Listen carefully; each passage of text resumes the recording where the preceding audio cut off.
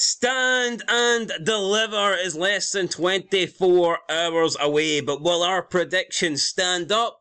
And will our predictions deliver after the event is over? Welcome back, guys, to Fog Wrestling. We are here to give you our predictions and I guess also a little bit of a preview into Stand and Deliver. We'll talk about the matches, we'll give our prediction for the matches, and we'll see who comes out on top. So, with that said, we're just going to go right down to the bottom of the card. There's no point starting with the best match. I don't think that makes any sense whatsoever. We'll save the best for last. So, we will start with the order that WWE.com's got it. I'm assuming, I looked at the list, I think they've got it from least important to most important. Anyway, with that said, opening match, it is going to be Shawn Spears taking on Joe Gacy. I'm not sure if this is a Stand and Deliver quality match. They have been having a mini feud as of late, but I mean, yeah, Stand and Deliver. It's not WrestleMania, so I can forgive it.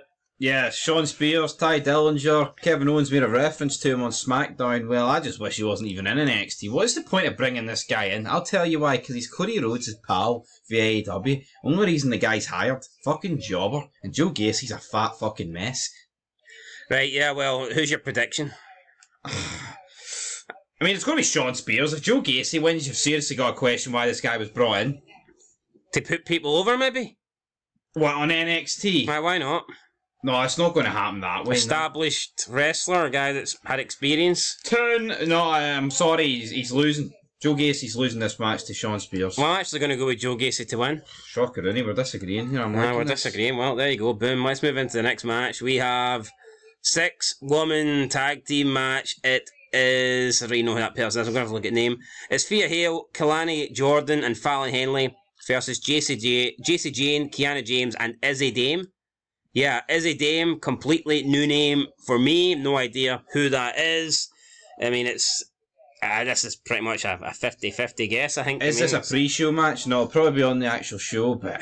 Well, I mean, I think there's a chance that this could be a pre-show match and maybe the Gacy one as well. I mean, these don't really seem like matches that deserve or will be on the main show. I'm not really buying it. Look, I'm going to go with the face team. I think Thea Hale and Fallon Henry and whoever that other person is. I'm going to go with them. Kalani Jordan, is it?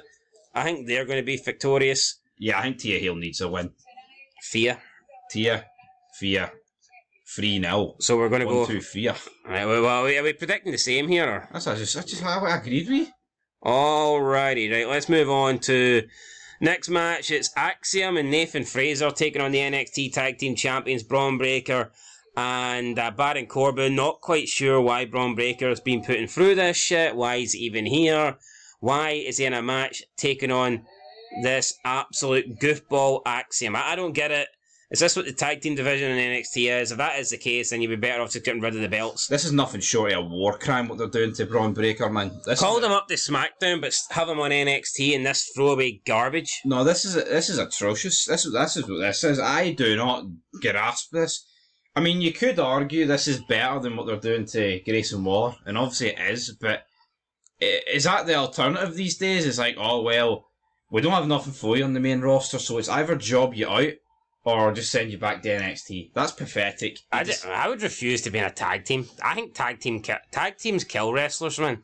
Unless you're a tag team wrestler. Like, yeah. Bron Breakker should be shining on his own. And why is he getting called up, though, and then sent straight back? Why is he doing, like, dual duties? Like, why not just call him up the night after Mania? And Baron Corbin went to NXT, probably had his best spell of his career in years and years. And now he's just in a, tag team, so... No, but when did Bron Breakker have the match against Dolph Ziggler? Was that 2 years ago? On Raw? Yeah. I mean, come on. 2 years ago, but... That's scary. So, yeah, Bron Breakker's still messing about in the minor leagues, still with a tag team title. I don't really get it, but anyway, I'm going to go with Breakker and Corbin. Well, I don't know. I mean, if Breakker's going to the main roster, is he... I can't see Breakker and Corbin losing this, but it doesn't really make sense for them to win it either. Maybe Breakker. Surely after WrestleMania you want a fresh start with Bron Breakker on SmackDown and not still being committed to NXT. No, absolutely, but... Fuck it, I'm going to go Fraser and Axiom. Just because I just don't think it makes any sense for Breakker to still be on NXT. Right. Now, he could win the belt and vacate it, which I think is more likely, but I don't know. I'll go Axiom and Fraser. I'll agree with that then. because you're right, Braun Breaker has to lose these belts at some stage before his main roster push. Yeah, so I'm going to go with those two guys. Up next, we have a triple threat action. It is D-Jack versus Obafemi versus Josh Briggs in a triple threat match for the North American Championship. I'm not necessarily sure he's going to win it, but I 100% want D-Jack to win it. D-Jack, for me, should be the winner here. He's the most interesting guy out of the three. He's got a great character, great look. Guy should have a belt around him. This Obafemi guy is boring as fuck. There's nothing good about him. He's just a big guy, physical guy. He can do big, powerful moves. He's a better, like, in-ring, almost, and obviously a much smaller version, but that's essentially it. This guy's got nothing that I like. I don't want to see him as the champ. And for me, Josh Briggs isn't really bringing it either. He's not ready for a title. Put the belt on D-Jack. I mean, I think Obafemi will win, but I hope D-Jack wins. And I'm going to predict D-Jack just because sometimes if you think it and you feel it, it might happen. So, aye. Yeah, D-Jack is not going to win, but I'll say the exact same thing. But I don't get this. Like, D-Jack's a big guy. He's got the look. He's got the charisma. Obafemi's a big guy. He's got the look, but he's a boring bastard, and it has to. What is the gimmick? Why do they push? They push so many wrong people in WWE, and in AEW, I don't know what's going on there. But I mean, you look at this guy, nothing about him. You could do it a manager. Yeah, absolutely. You want to give MVP somebody to manage? Why not give him him? If you want to put somebody into the Hurt business or something, why not give this guy a chance? But as a singles guy on his own with a belt carrying promos, not for me. So I'm going D-Jack. Who are you going for? I'm going D-Jack as well. Why not? Even though you think Obafemi's winning? Aye. Well, I refuse to pick him. It's the same thing as me. NXT Women's Championship match. It is Lyra Valkyria versus Roxanne Perez.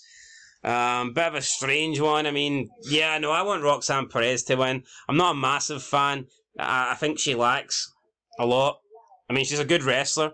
Don't think she's really got that personality and character and gimmick, though, to be someone that should be the champion of a division or champion of a roster. But I think she's a lot better than Lyra Valkyria, who is just boring. Unfortunately, both all the single champions right now in NXT are extremely boring.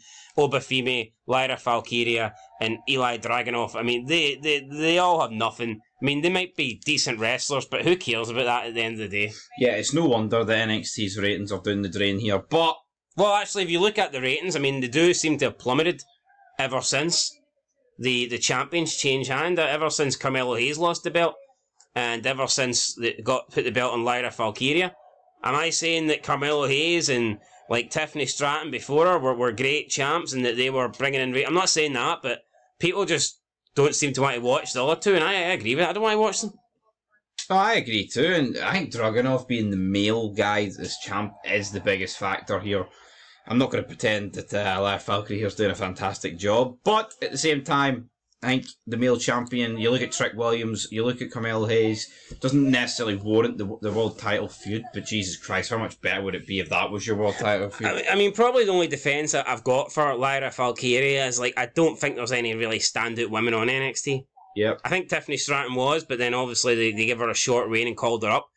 But I think with the men's division, man, there's so many people. Trick Williams, Carmelo Hayes, you've got Braun Breaker and Baron Corbin still on the roster, Tony D'Angelo, who's challenging for the belt, you got D-Jack. I mean, you've got a bunch of other guys that I think are just in a much better position and would be better champions. That, I mean, even, and you think of like Chase U and like a Duke Hudson or something, I mean, I'd be more for that than what we're getting right now with Eli Dragunov. So, I mean, it is what it is. We'll see what happens. I'm going to go with Lyra Valkyria to retain. I hope Roxanne Perez wins, but I'm not seeing it.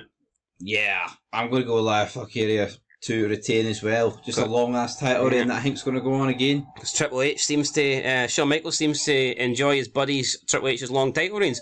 Up next we have, and I don't think it's going to be the main event, by the way. It's Eli Dragunov versus Tony D'Angelo. And for me, this kind of tells you all you need to know about Eli Dragunov. The fact that his match ain't the match that people are caring for.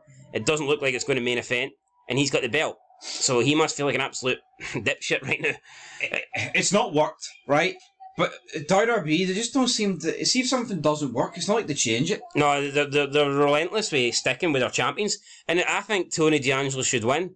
Much more than I think Roxanne Perez should win. I think we need a fresh champion. I think Tony D'Angelo could be a great heel champion with the NXT Championship. The guy's actually got a gimmick. He's good on the mic. He can talk. He's got a personality. He's got charisma. Tony D comes out. Whenever you see a Tony D segment or a Tony D clip, or when Tony D comes out onto your screen, I'm paying attention to Tony D. When Eli Dragunov comes on, man, I'm barely able to keep my eyes open. That's the God's honest truth, but I just believe that Eli Dragunov's going to win this. I want Tony D to win, but I'm not going to predict Tony D, because I just think I'd be predicting a loser. Unfortunately, I think Eli Dragunov's winning. Yeah. So Tony D's got to win, but Dragunov will win, and that's the reality. It's a shame where you were going to get The Rock against Reigns, and they changed that because of some fucking losers. But you've got this guy who's been a constant loser in the ratings, and they just decided to keep him in there. yeah, so we're both No, going. I'm not saying though that Tony D's going to like produce like 10 million viewers, but why not just try something new? There's no harm in it. Yeah, I mean, Eli Dragunov's had like a 6-month title reign. That's long. His gimmick is, I feel no pain. You can't break me. You cannot break me, DJ. No, but I mean, look at him and Lyra Valkyria have had the belt for... me. They've had the belt for about 6 months. That's long enough. Let's move on. Let's move on to the next person. Jesus Christ. Right, we're both going Eli Dragunov, but we want Tony D to win. And main event time is Trick Williams versus Carmelo Hayes. Who is going to win this? Will Carmelo Hayes prove that he never misses? Will he prove that he is him and that he is the one? Or will Trick Williams whoop that ass at NXT Stand and Deliver? Definitely the best thing on NXT right now. Just from the promos, the segments, the build, the storyline, the relationship these guys had. It's like a 3-year relationship coming to an end, and this has to main event for me. It definitely should main event. It's the biggest match that NXT Stand and Deliver have. You know, the belt doesn't always need to go on last. WrestleMania 18, for example, that match with Hogan and Rock, it was a no-brainer. That should have went last. For some reason, it did not. But this one I think probably will. Not comparing it to Hogan and Rock by any means. I'm just using it as an example. I think that Trick Williams will probably win this, because for me, Trick Williams, I'm not saying he needs another year in NXT, but I think Trick Williams could benefit from having at least a title run with the championship, whereas for me, Carmelo Hayes is ready to go on the main roster. So, and normally you do the job when you're losing, even though I don't necessarily agree with that, and I think that if you're going for the minor leagues to the major leagues, then you should go out with a win, because, I mean, if you're coming to Raw or SmackDown off a loss on NXT, that just doesn't look good for me, but that seems to be the way they do it. Therefore, I am going to predict Trick Williams to beat Carmelo Hayes. Yes, Trick Williams will beat Carmelo Hayes, because they do this send-off every time when someone gets called up. They put someone over, so to speak, but again... Well, feel free to disagree for me, man. Yeah, I think it's just a predictable fucking show. I wish I could sit here and say the other's going to happen, but Carmelo Hayes is going to get called up. He should get called up. I want him to get called up, so that's the reason alone he's going to lose. Yeah, anyway, I think it'll be a good match. Whoever wins, fair enough. I think both guys deserve it, and hopefully they put on a solid main event, and it's definitely more worthy of that other shite. Anyway, guys, that's it. That is your Stand and Deliver preview. We will catch you in the next one. Beanfog Wrestling. Thanks for watching. Catch you next time. Peace.